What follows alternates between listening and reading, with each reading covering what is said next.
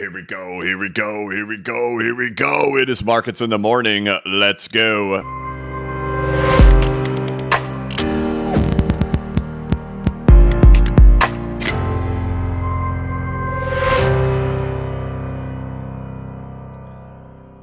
Hey, what's going on, everybody? This is the blockchain backer bringing you the latest cryptocurrency news and analysis.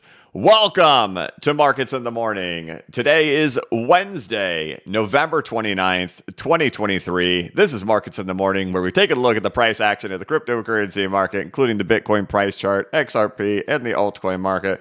We take a look over there at the opening of the stock market, which will happen in just 4 minutes from right now. We'll also take a look over there at precious metals and the US dollar currency index, which is in the 102s as we get today's day kicked off.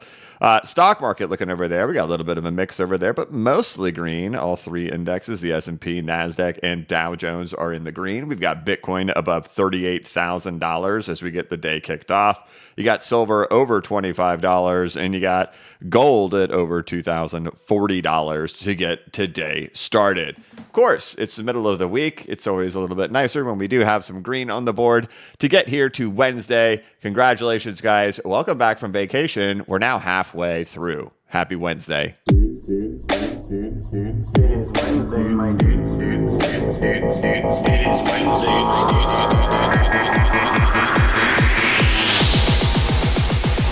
It is Wednesday, my dude. It is Wednesday,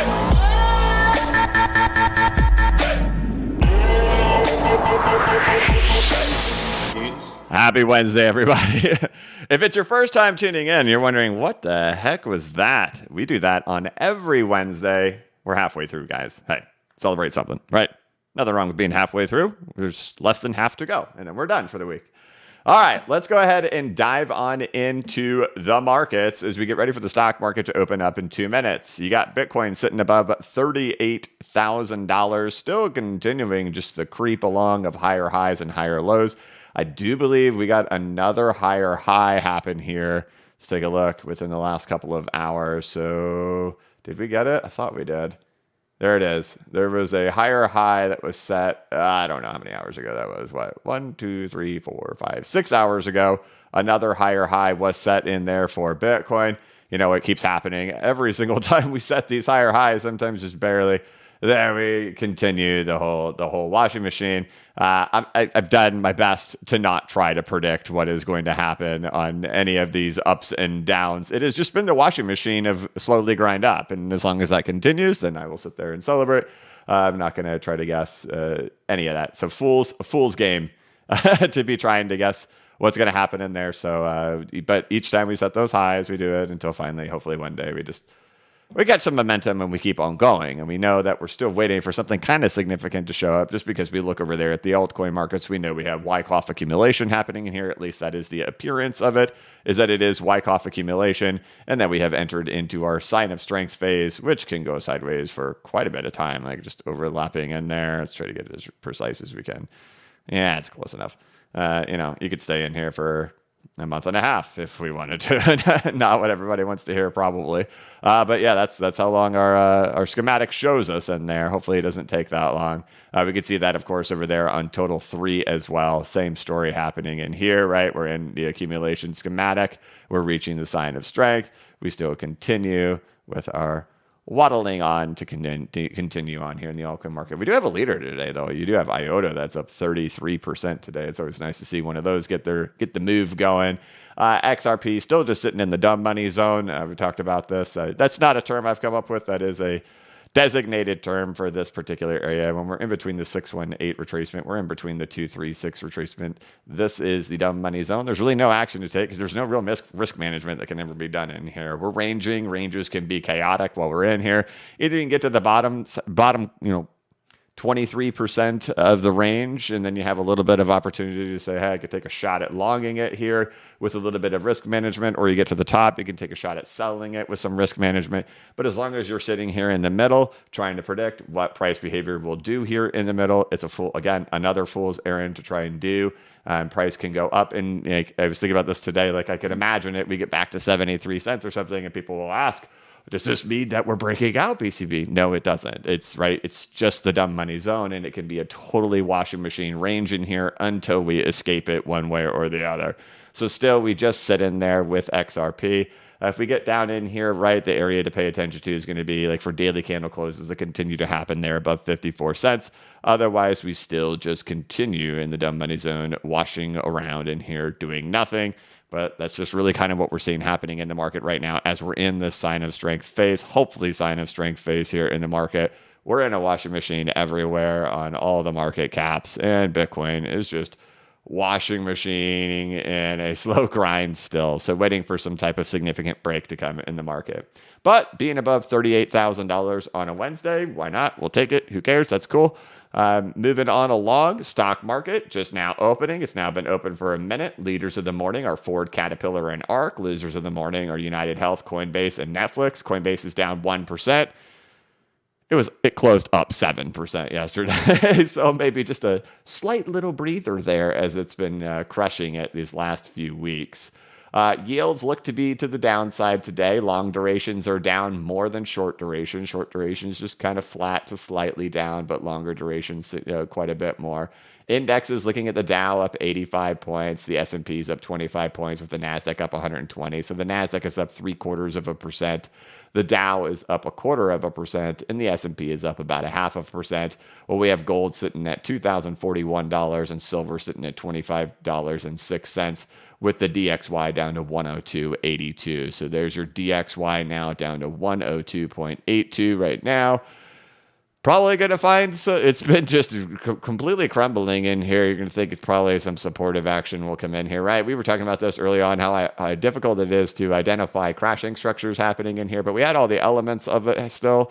It still looks like one, but likely some supports coming in here, whether like right in here or right in here. It's probably going to start coming in pretty soon here on the DXY, as gold is now attempting to go back to that all-time high once again. So we have seen gold go to this, of course, the first initial time, right? Then one more, and then another one, and then now here we are again. Are you going to go this time, gold, or are we just going to keep playing the washing machine on gold as we have as well for the last 3.5 years in here?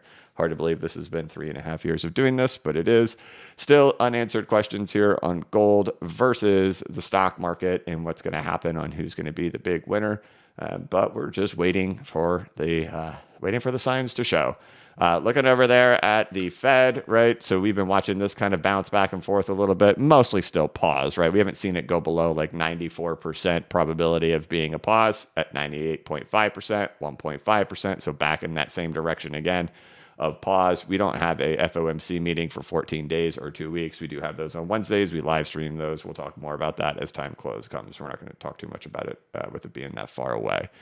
Otherwise, there you go. That's what your morning looks like over there for the stock market, is that we do have a positive opening over here in the stock market. You do have some bigger leaders like Ford, Caterpillar, and ARK, and Coinbase now flipped back into the green. Again, Coinbase plus 7% yesterday. Now Coinbase back in the green again to continue for today.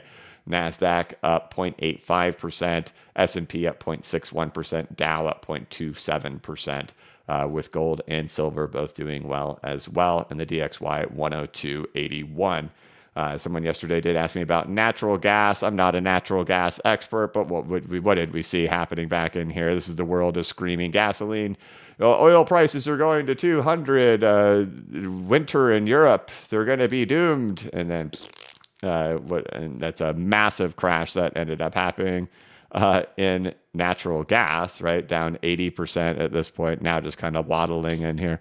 I'm not a big trader on a lot of commodities, and so to have a really strong opinion on natural gas, I really just don't have one, right? I mean, you come back to supports, but there's so many moving parts when it comes to natural gas. But obviously, what do you have? 1, 2, 3, 4, 5 waves, and then an absolute crash and crumble happening in here, right? So this thing coming off of C19 went crazy, back down. Hopefully, you're able to lock in some better deals on your electricity prices and the gas that you use in your house if you have gas to your home. But to trade that, I don't really have an opinion on it. I don't think there's anything signifying it's going to moonshot or doomshot. A lot of times these things can just go sideways, and I know that's the hardest thing to say is things can just go sideways. One thing I was looking at is I was looking at the Dow Jones today and thinking back on this of like, I remember when we fired all the way back up into here, and we fired up 6,600 points, and we got back into all the retracement levels. And I remember this very clearly because I actually was in Miami for that. I was at NFT Miami when this was occurring right in here. 6,600 points. And then you look over to where we are right now. Here we are 1 year later, up 300 points from then. So really just, it's been a washing machine for a year. And that can just happen. And, especially when we get back to retracement levels, just kind of another example of like, right, we get back to retracement levels, then it just gets, people always want to say, is it going to break out? Is it not going to break out? It's a lot of, I just don't know, right? we get back to them. But boy, this is just an example of absolute trash back at the retracement levels, waiting for something significant to come. Good sign to see it continuing to march its way up, but we're still waiting for it to fully execute itself. Again, DXY 102.77, gold 2,043, silver 25,099, Bitcoin 38,047. Pretty decent day. IOTA up 33% today off some news. So let's go. Let's see. Bitcoin trend-based fib. Trend-based fib? I don't do trend-based fibs, brother. I'm all for trying new indicators if people can show me they consistently work. So people will DM me and say, "Here's one example of where it worked," but then I'm like, "Okay, well, show me like 5." And they're like, "Well, I can't." It's like, well, we have to have things. Show me things that have worked consistently throughout time, and then then it's something to pay attention to. I appreciate it, brother. I don't use trend-based fibs because I haven't had any luck with them. All right, so there we go. $38,000 for Bitcoin. We still have the waddle going on there with the sign of strength there for the altcoin market caps. Nothing huge changing in there. XRP still bouncing around in the dumb money zone, and then the stock market having an okay day. It looks like NASDAQ still continuing higher. Let's take a look. We still have to wait 7 more minutes before we can take a look at the NDXT, which had a good day yesterday. NASDAQ 100 technology sector. There we go. Still moving up. Today, this will likely open up better because the NASDAQ is doing so well. And for the most part, tech is doing okay today too. So we should see this thing still continue to climb today. Things I'm working on today. Of course, you guys know I write a newsletter. I do it twice a month. The last 2 have really been focused on developer data for altcoins and then also on percentage drawdowns during bear markets. Essentially what the goal has been for me during 2023, ever since I went to consensus. And I said this was going to be what my goal in 2023 was, figure out what the heck happened in 2021.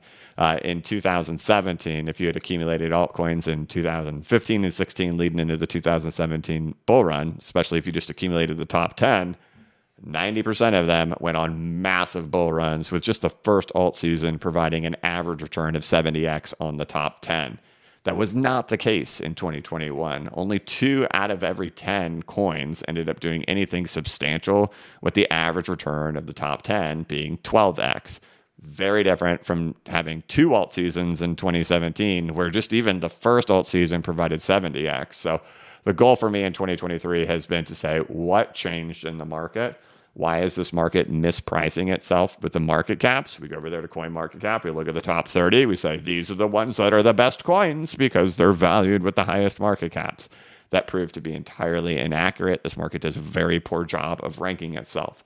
So earlier this year in 2023, when I went to consensus over there in Austin, Texas, I got an opportunity to watch the Electric Capital guys deliver their information on the developer report. So I've really spent several months diving into the developer report and understanding developer data. As you guys saw, I brought Sentiment on last Friday to give you guys that resource as well. And those have proven, doing case studies of that here in newsletters to show that developer data absolutely made a difference on what the average returns were versus just accumulating the stuff at the top, the top of coin market cap or whatever the rankings are based on their market caps. Then, of course, we did this one on percentage drawdowns to say, was there a difference in returns if a coin had a shallower bear market versus a deeper bear market?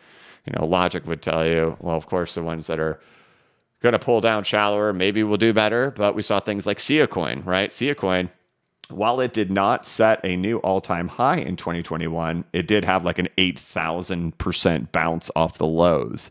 So it was like, okay, well, if they have a really deep fall, does that mean they have a really big bounce, even if they only go into retracement levels? And so going through a lot of the data on that stuff to say, is that consistent? Can we find any consistency within the data? It does appear we found consistency within it that shallower bear markets actually did give better opportunities or better likelihood that an all-time high would be reached. Now, hopefully within the next 24 hours, I'm putting out the third iteration of this where we're focusing on tokenomics. We're focusing on inflation. Did the inflation rate play any role? And if it, where was the cutoff of good? Where was the cutoff of bad? And I've been spending pretty much all day yesterday was data gathering and analytics on the data. And then today is going to be a lot of writing and hopefully recording to get that released either much later today, it would be like early evening, or release it tomorrow morning. So if you haven't caught up on these, definitely catch up on these. The third iteration of it on tokenomics and inflation will be released within the next, hopefully 24 hours. Definitely by tomorrow. But there's a long shot, it'd be today. Of course, you guys can always check out bcbacker.com for 40 videos from me and 11 hours of content, deep diving into the historical behavior of the cryptocurrency market and teaching you how to set up your own charts and your own indicators over there on TradingView and CoinTrader Pro. Tons of videos. Check all that out. There's also downloadable PDFs in there so you can save those so you can understand like Wyckoff accumulation, Elliott wave theory, different structures. And of course, I walk you through all those tools over there on TradingView, making it simple, right? That's what I try to do on my YouTube channel, explain things so that everybody can understand. Same concept over here, taking a complex topic, trying to totally simplify it, keep you engaged, just like I do over here in the YouTube channel. So if you like the way I do YouTube videos, you should like this. It's not PowerPoint presentations. It's just like the YouTube channel. All right. Otherwise, we continue with our washing machine over here on Bitcoin. Looks like a slight dip below 38,000 now at 37,962. But still, the washing machine on the altcoin market just continues to move on. XRP still sitting in that range. Nothing interesting going on over there. NDXT, we still have 2 minutes until we're going to get the updated data on that. With the Dow up 58 points, the S&P up 27, and the NASDAQ up 147. So the NASDAQ is crushing it, up 0.92% this morning, with the leaders of the day being Ford, ARK, and Tesla. Losers of the day being United Health. There you go, Coinbase back into the red just slightly. Again, up 7% yesterday, down 0.25% today. Microsoft slightly in the red as well with Meta. Otherwise, okay day out there as we see yields continue to fall. Let's move on over to the news now. GM shares jump on stock buyback, a dividend hike, and reinstated 2023 guidance. Elliott takes $1 billion stake in Phillips 66, plans to seek 2 board seats, and then Charlie Munger, investing genius and Warren Buffett's right-hand man, dies at age 99. Saudi Arabia offers Iran investment to limit Israel-Hamas war. Bill Ackman bets Fed will cut interest rates as soon as first quarter. Now, something I've noticed, for me, it's always about finding patterns and repetitions of what happens. Bill Ackman notoriously has misled retail investors. He's the guy who famously cried on national television at the actual bottom of the C-19 crash. And, essentially saying, this is it, the doom, we're done. He's crying, literally crying on CNBC, bawling out of fear, and says he sells everything. And then apparently 1 week later, he had bought everything back and totally rode the whole market up, but went on to national TV to wrong foot retail. Also, he did the same thing with Netflix when Netflix was crashing right here. Let's go back and get it.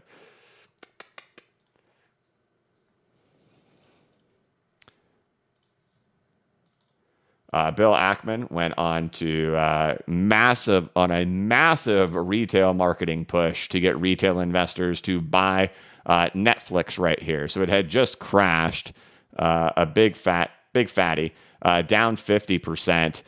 Then he goes on an absolute marketing rampage to try to get retail investors to buy it, and then boom, it crashes another 52%. He did that with this as well. So I have not seen anything out of Bill Ackman be right yet. Maybe that'll change here, but these are things that I pay attention to. The guy went on national TV and cried on TV to convince everybody to sell because it was doom city for everybody. And then I watched him try to get everybody to buy Netflix here before it ended up crashing and crumbling again. Again, for those who were like, hey, $3,000 for Bitcoin can never happen, I want you to imagine this, right? Here's your 2017 bull run. There's your crash. There's a retrace in 2019. There's your C19 crash. And then here goes Bitcoin. Here it goes all the way back down below the lows, right? That's what happens here. Look at the percentage drawdown that happens in here for Netflix. An absolute doozy, 76%. Takes out those lows. That's a normal structure. We saw it over Ethereum. I'm not saying it's going to happen. Things look okay. They look all right now for Bitcoin. But to think that's impossible because you believe in a magical story and a magical fantasy narrative of people on Twitter telling you otherwise, the market will humble you in half of a second. But there was an example of that exact structure happening in here. And then Bill Ackman just totally wrong-footing retail. So anytime I see anything from Bill Ackman, and especially when you see all the news places really pushing his narrative, it's a little weird to me. But Bill Ackman bets Fed will soon cut interest rates as soon as first quarter. So if that's the case, then what are we kind of experiencing right now? It all makes a whole lot of sense in what we're seeing happen right now in the market. I'm not saying that's wrong because it could be right. But what we've had happen historically is that we go back through let's do this, right? Fed funds. We've done this many times, but we'll do it again. That we go through the pausing cycle, right? So we have our hiking cycle, and then we actually end up having our pauses, right? And so, like, you can go back and look prior to great financial crisis, and we had a nice rally here into the pause period, right? And so right now we're paused. You can see it over here. We're paused. We've done 3 pauses in a row now. And we go through the pause rally, right? Then the cutting starts, right? What happens? The market thinks, yeah, let's go. And you would think that would happen just judging by what people are saying on the internet, right? This time is different. The economy is very strong. We're just going to cut because things are too tight, and we're going to make it we're just going to really ramp up this economy really well if we start kind of loosening credit conditions a little bit. So if we cut rates, it's actually just really super bullish. And you can see that's really kind of what happens. And then boom, we go into great financial crisis, right? Once the cutting actually ends up happening. Then we kind of move over here into pre-C19, right? We go into our pause period, right? Once we pause, what happens? Market rallies. We get a couple of cuts. Market keeps going. Boom. Then we completely fall apart. So it would make sense. We're rallying into our pause. That's what's happened really for the last 20 years, that we rally into our pause. And then there can be a cut. And the first one perceived as bullish. This time is different, except for every other time. What has happened, right? One rally, and then it's just runaway city after that. So if we end up this is what we've looked for, is what we've talked about for the last year and a half, is waiting for a pause to come, that there would be a pause rally. And so far, that's what we have seen. We've been seeing the market rally into a pause. It's been pretty exciting to see that. But if a cut does come, that's always been the warning sign, right? Maybe it provides excessive euphoria at that moment, and we get like a euphoric pump, right? Like we kind of see in here before things hit the fan, and kind of like we saw over here before things hit the fan. That's very possible. But it seems like we're in the pause rally, and we'll take it, whatever. But when it comes to not be fooled, those have never been good, right? Long term, those have never been good. Those have been signals to distribute and exit whenever the cutting has begun. So if that's the way things play out, that's the way I'll treat it, right? If there is the start of any cutting happening from the Fed, they're not doing it because everything is fine and dandy. They're going to be doing it because there's something probably going on. Okay. Did I get everything over there?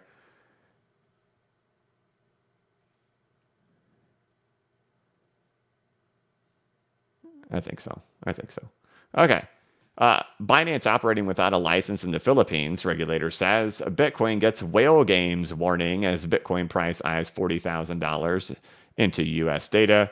Real AI use case in crypto. Number 2, AIs can run DAOs. Why Binance's US plea deal could be positive for crypto adoption, and futures would be the best crypto game in town even after a spot Bitcoin ETF.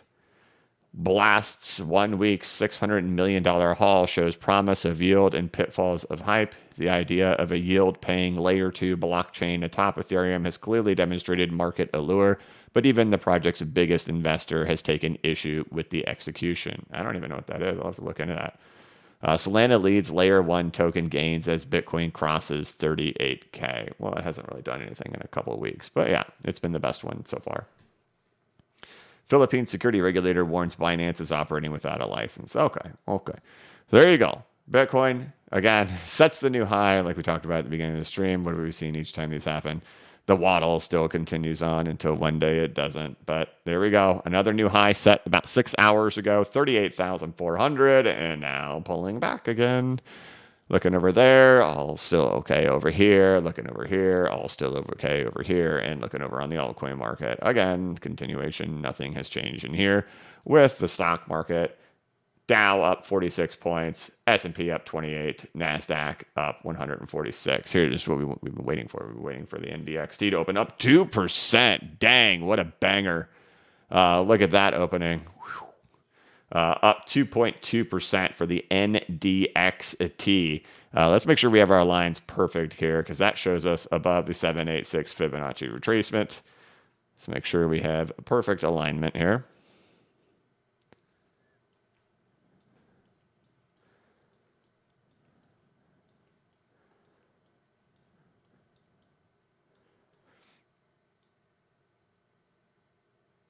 There we go. Hot dang. How about that, everybody? We'll frog that one for sure.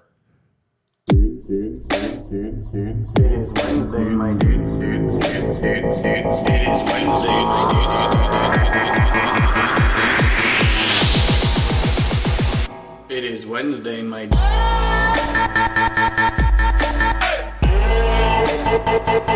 is Wednesday.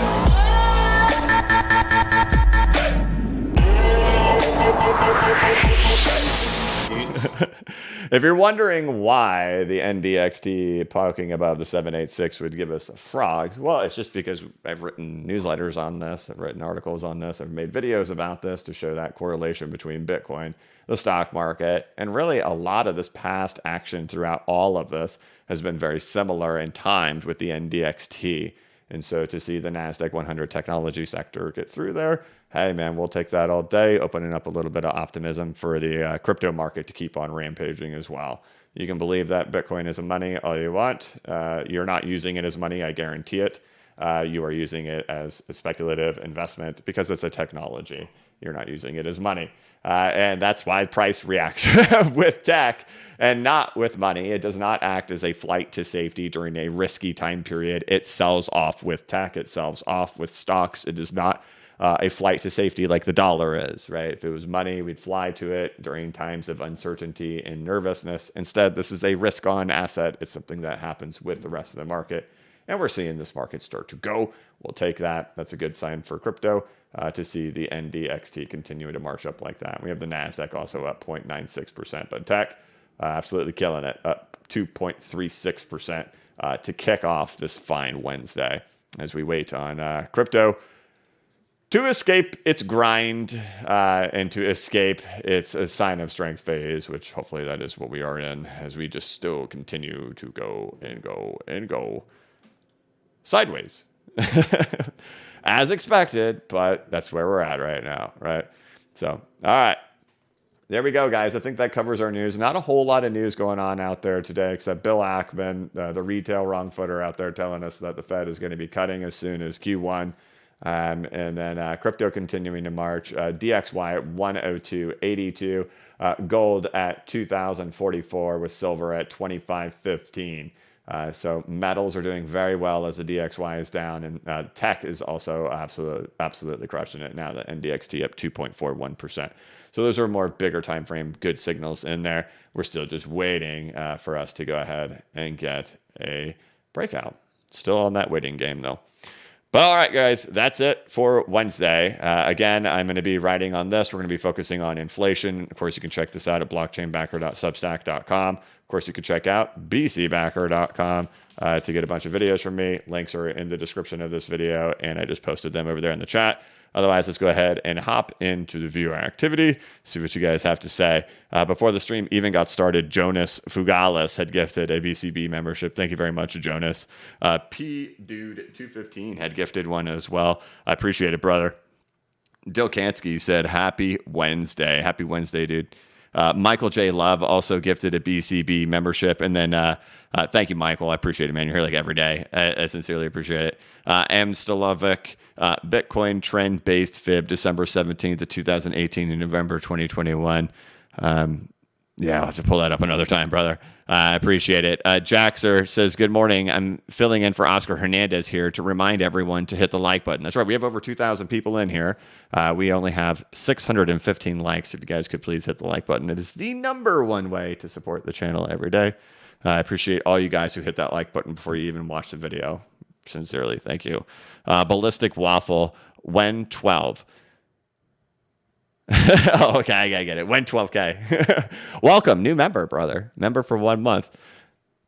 It doesn't say like new member, right? It just says member for 1 month, brother. Thank you. And then Oscar comes in.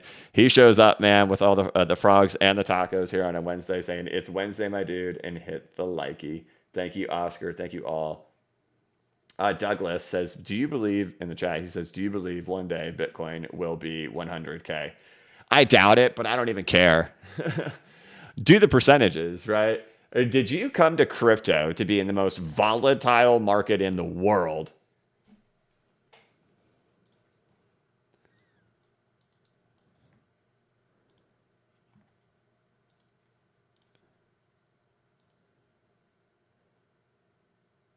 To get 165%? I didn't. I'm not here for that, right? I do all my research, all my time to try to catch those ones like in 2021, your Ethereums, your Cardanos, right? That's what I'm here for. I'm not here to play with Dingus 165%. And you know, that's why they've got to sell you the BS of much higher prices out there for Bitcoin. I just don't see it. And you know, you have to understand, I've been making YouTube videos since back in November of 2019. This was very clear as day to me to see all of this happening in here.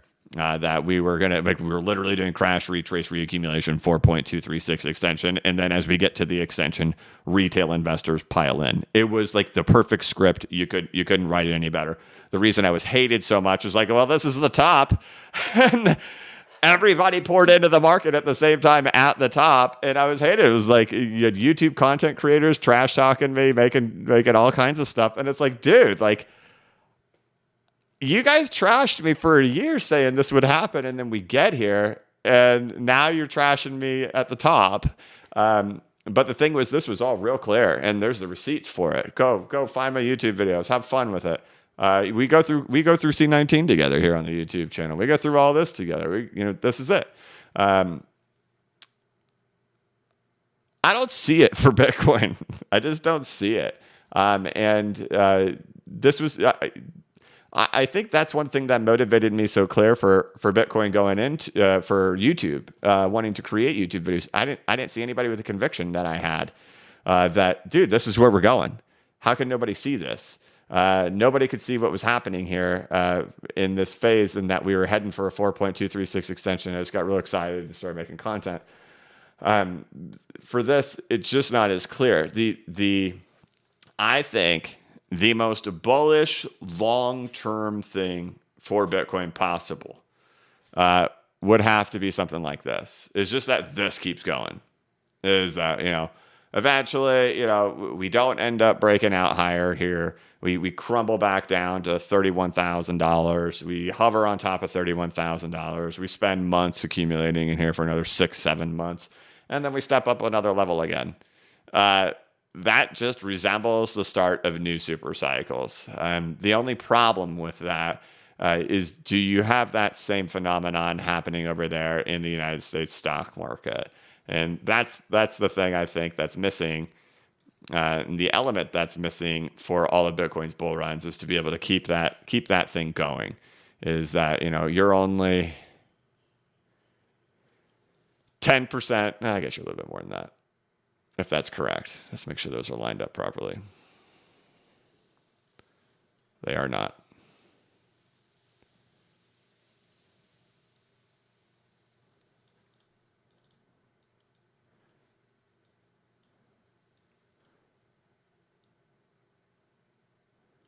%, right? Now, if this is wrong, right? And if this thing just goes raging past all of this, right? And we just go, roar, off and away we go to absolute, there is no top, we go up forever mode.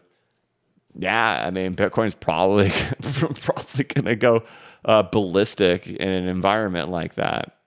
But, all super cycles, if they're starting over, this is what they do. Right? They build supports on top of previous resistance levels and then stair step up and then come back and back test it. So if 100K is ever in the cards, you would still think 31,000 is going to be tested. That's really the big number for me to be like, nope, this thing is big time trouble, or this thing is great. No matter what happens, even if we go up here and we hit $51,000, $52,000, I still think it's going to come back down here and hit 31. Or if we fall from here, I still think it's going to hit 31.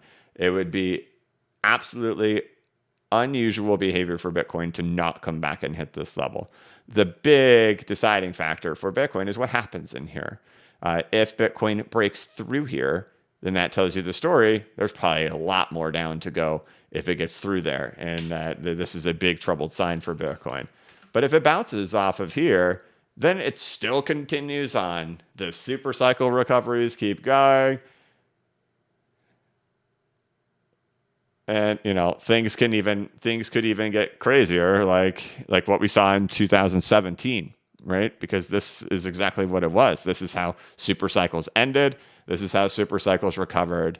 And so if there is some chance of 100K, I don't think it's anytime soon.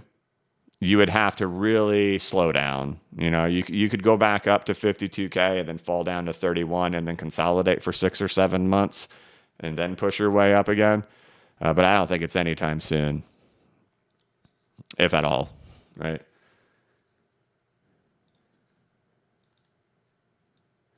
But either way,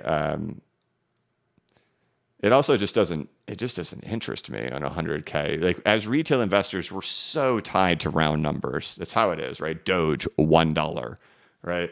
Everybody wanting $1 for Doge. Ethereum, everybody wanting $10,000 for Doge. Everybody wanting $100,000 for Bitcoin. It's this round number that everybody is allured to think that that's where the market's going to go. It's going to go to the round number. History always shows it comes up short of whatever the round number is, and it doesn't ever get to it, ever. So, yeah, just 100K either. If we ever got to 100K, I would think we'd probably go way beyond it. And that the number in itself doesn't have any real significance whatsoever. Either this market is starting a whole new super cycle, or it's just never even going to get there. And we have retraces to get through. And everybody wants the answer of what's going to happen at retraces. Like I've said, a year and a half of fighting these 12Kers, saying we're heading back into retraces. Once we get back into them, the game gets way harder up here. And this is once retail finally capitulates on their 12K nonsense. This is where they finally say, wait a minute, I was wrong for the last year and a half. I sold at $15,000 trying to get 12. I was trying to save 20%, and now the market rampaged 150% without me, 200% without me. Now they want to buy, and they say, you know what, I'm just going to diamond hand it here. But they only diamond hand it until the pain comes back, right? Once the pain comes back, they'll sell again. trying to buy lower. But yeah, now that we're getting into retraces and we're at 38K, the game just gets way harder to sit there and be, massive bull on Bitcoin. And we deemed this, I got deemed spicy for BCB in here because I was ruthless. I was ruthless on the 12Kers. I was ruthless on the nonsense content being created out there and all the hedging that was happening out there, all the hedge wording that was happening out there that these people just did not know what they're doing. There are people who have huge voices in our community, have no freaking clue what they're doing, but they have massive followings. And so I was spicy, ruthless down in here on bull mode. You get up in here. Now we start getting all the complications. We get into the retracement levels and things just get more sketchy. So you're looking for 100K, man. You're thinking way too far ahead, and that's those percentages. Who cares, man? 150. I don't care. 150%. I do not care. I do all this research and stuff to find stuff that 150%. We might as well not write any newsletters about anything for 150%, and I wouldn't even be wasting my time hanging out in this market if that's what I was after. 150%, I can go make that in lots of other markets. Just not, yeah. I'm gonna hush and move on. Thank you, brother. I appreciate it, man.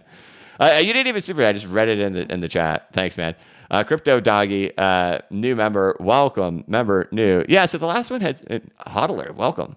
The last one said member 1 month. I wonder if you remember and then came back. Thank you, Crypto Doggy Dog. Oscar Hernandez says 1,000 likes. Maybe BCB will play the drummies. Oh, hey, you guys, are you ready? Are you ready? I got my snare back on Monday. And it works. It freaking works. So let's go.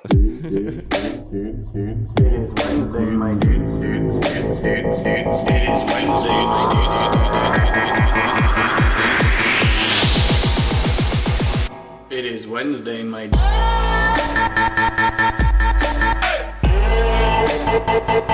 is Wednesday.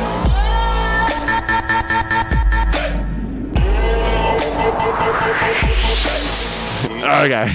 It was just an excuse to play the frog. I don't know. I didn't plan on that. No, but for real, I did get you guys have always given me a good, you're keeping the fire on me to get that snare fixed. The snare has been fixed. It has been returned. It does work. I've hit the kit. It works. We're good. Now it's time to brush off all the rust and get back at it. Crypto Doggy Dog Atropine, a hodler, man, comes in and gives 5 BCB memberships, man. Thank you very much, Crypto Doggy Dog. GraphPunk says Bitcoin and USD pump, same time scenario. Now, maybe? I'm not sure what that means, man. What Bitcoin and USD pump? Bitcoin and USD pump. I don't know. Gator gifted 5 BCB memberships. Man, thank you very much, Gator. I appreciate it. Part of the 702 crew, OG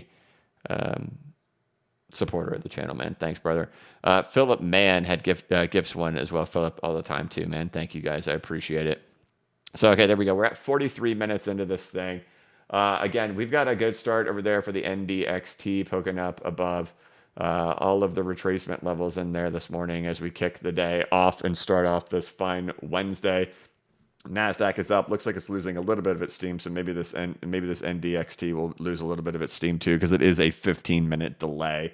But we still are up 63 points over there in the Dow and up 20 points over there on the S&P. So you're up 0.48% in the NASDAQ, 0.43% in the S&P, and 0.18% in the Dow Jones.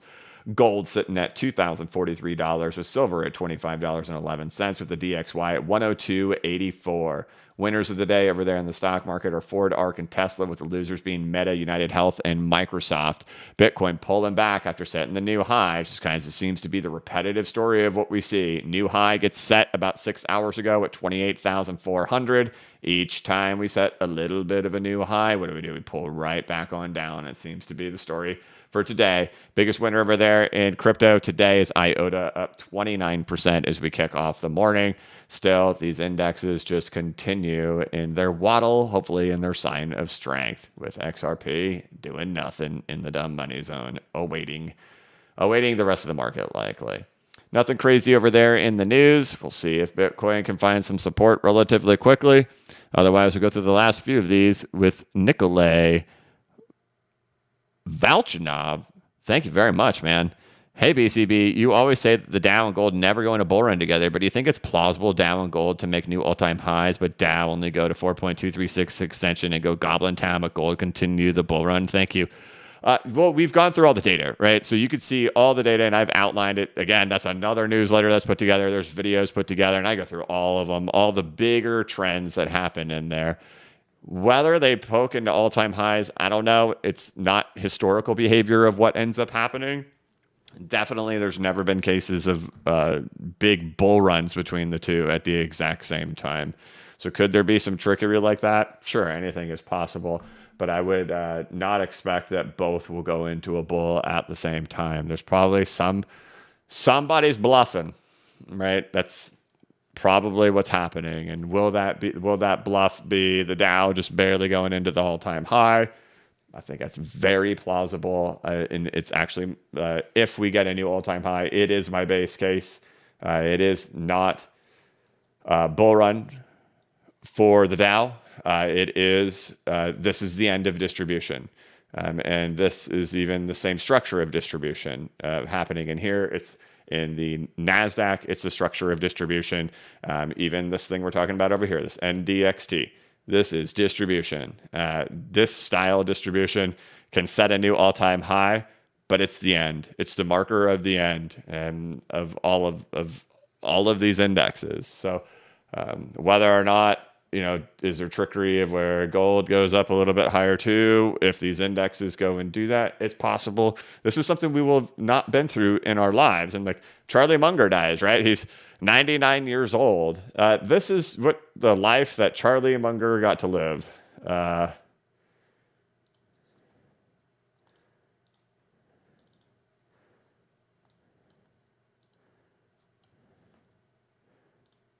Greatest investor of all time. That's his life, right? He wasn't even, an adult, anything in this, right? Where we lose 90% in the stock market. He never had one of those in his 99 years of life. And so what would happen in the event of something like this right in here? That's the funny thing that we talk about, because when we go back and look at something like this, we don't actually have any data to know what would happen to gold versus the stock market in this particular moment in time in 1929. And why is that? It's because gold was tied to $20 an ounce.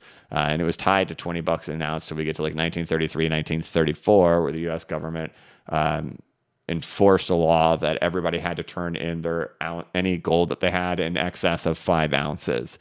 And then once everybody had turned in their gold, the government repriced it to $34 an ounce afterwards. So we don't know exactly how gold does in this little teeny moment here during the end of a cycle, which I think we are in. And nothing has changed with that, with wave counts and all that gravy and all that jazz. This is precisely what ends have. You see the broadening wedge. You see the 4.236 extension emerging from in here. This is, in my opinion, this will be the end. The next many years will probably be very tough, very tough. When it comes to equity markets, at least. I don't know what it'll be like in other markets, right? Will it end up being that we all just buy U.S. treasuries and we're getting like 13% yield on treasuries? Dude, that'd be cool. No risk. 13% annually? Let's go.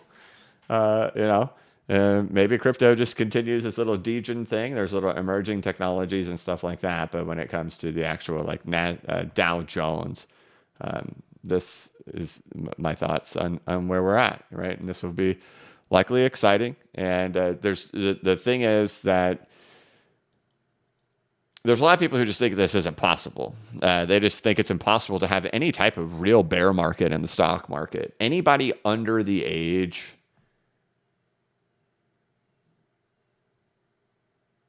of 35 probably has literally zero experience of a stock market bear market.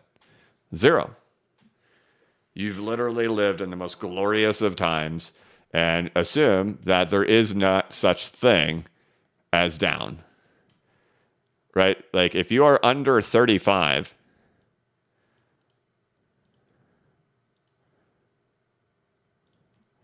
your entire adult life has been this. That is all you know, right? Parabola. Parabola. And not an event like this, right? You have no experience of it. So yeah, just thoughts like, and I was very young, in my adulthood, when the great financial crisis happened. I did already own a house, full-time job, responsibilities. Me and my girlfriend had living together, who is now my wife. But we went through all that together, and that was a really crappy 4 years. Say 2008 through 2012 at least. 2008 to 2012, pretty rough. Not sure if you're going to make it. You're taking jobs that you don't really want, but you have to out of desperation. So people aren't used to. Right now, jobs are plentiful. But then you get to a point where you just have to take a job, something that is going to let you keep your house and then let you make your car payments, put food and take care of your kids. Life gets like that. And it doesn't mean you're failing in life in general. People just aren't, people under the age of 35 don't know what that life is like. So, okay. We'll get off that topic. Otherwise, it's been a good morning. We saw Bitcoin hit 38,400. The stock market is up again. Great. Good to see this. The NDXT up 2.49%. It even poked up above all retracement levels this morning. These are good leading indicators, hopefully, for Bitcoin. We've gone through a lot of that stuff. So good to see that happening over here on the NDXT with the DXY at 102.90, gold at 2,043.90, and silver at 25.15. Leaders of the day now kind of shifting a little bit. You got Ford, ARK, and Tesla. Losers of the day, Meta, United Health, and Microsoft down in here. Coinbase had a plus 7% yesterday, minus 2.21%, pretty much flat after coming off of yesterday's crushing day. But again, with Bitcoin, we just kind of continue to see this. We set these new highs and we kind of pull back. It just kind of keeps going until hopefully one day we can actually get our way out of here. Otherwise, good day. 51 minutes into this bad boy. What does he say? If Charlie couldn't, then how is Bitcoin supposed to get to 100? Oh, Atticus Rex. All right, we're moving on. All right, guys, I'm going to go ahead and wrap it up. Keep your eyes out over the next 24 hours, hopefully, to get this thing out. Definitely by tomorrow. When I say 24 hours, is when I'm like, hey, before markets in the morning tomorrow. We'll see. Keep your eyes open for the next newsletter iteration to come out, focusing on tokenomics and focusing on inflation, and if that had any impact on the market. And then the thought process on this has been, we've been going through all these different data points and all these newsletters to eventually try to tie it all together. And that's what I'm going to try to do in the next one. I don't want to put my words out and say exactly how we're going to do that yet. That's kind of where my mind is going, is kind of going through lists and say, what would happen if we would have applied all this, this, and this? How would we have done? And I think that's kind of where this is all going. So get ready for this next one. Inflation, tokenomics, did it impact, right? We know there's a lot of coins out there with high inflation right now. And we know there's a lot of them with really low inflation, some of them with negative inflation. Does that help? Does having negative inflation help? Does having high inflation help? Or does having in the middle of the road help? I've already gone through a lot of the data. You may be surprised. It's interesting to find out that extremes in either direction did not seem to help. But we'll go through that. I'm still trying to write it all up and put it all together. And of course, I do an audio recording with that. You can check that out over here on blockchainbacker.substack.com. There is a link in the description of this video and this live stream to my newsletter. You can check that out. And of course, you guys could check out bcbacker.com for over 40 videos and 11 hours of content. Atticus, Rex, welcome. New member, brother. Appreciate it, man. Thank you guys so much for tuning in. I'm going to leave you with the raving frog. So he's just partying. He's having a good time. He's flashing lights all over the place, and he's just living his best life in the moment at this exact time. And then we're heading out of here, you guys.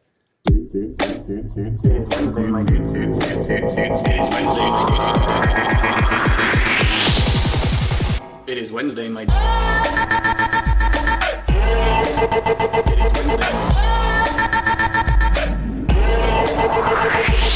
Dudes. All right. That is it for this one, you guys. Thank you guys so much for tuning in. Thank you so much for watching. If you could, please like this live stream and give it a thumbs up. If you are new to the channel, please subscribe and hit that little bell, hit that little notification bell so you can be notified of when I create new content and when I go live. As always, this is not investment advice and I am not a financial advisor. But if you ever need a pick-me-up or a little bit of reassurance, just remember that the blockchain backers got your back. Have a good one.